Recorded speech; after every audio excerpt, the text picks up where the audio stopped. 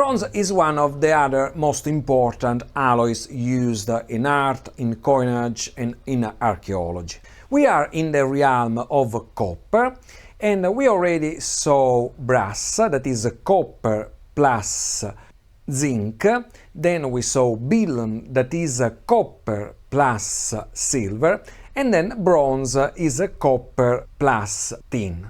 Of course, the idea of adding some other metal to copper is because copper alone is quite a soft metal, so it is preferable to add some other metal to the copper. We analyze these coins. We start with a dupondius of Nimes.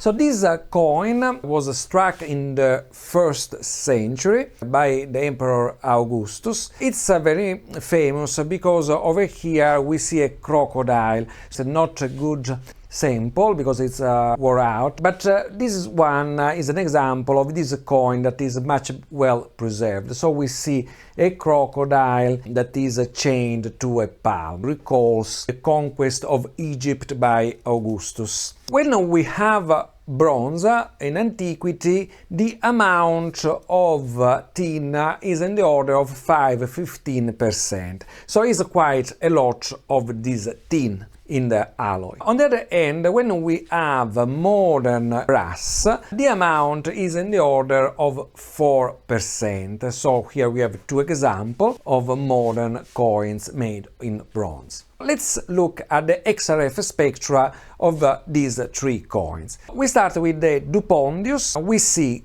copper over here, the peak K alpha.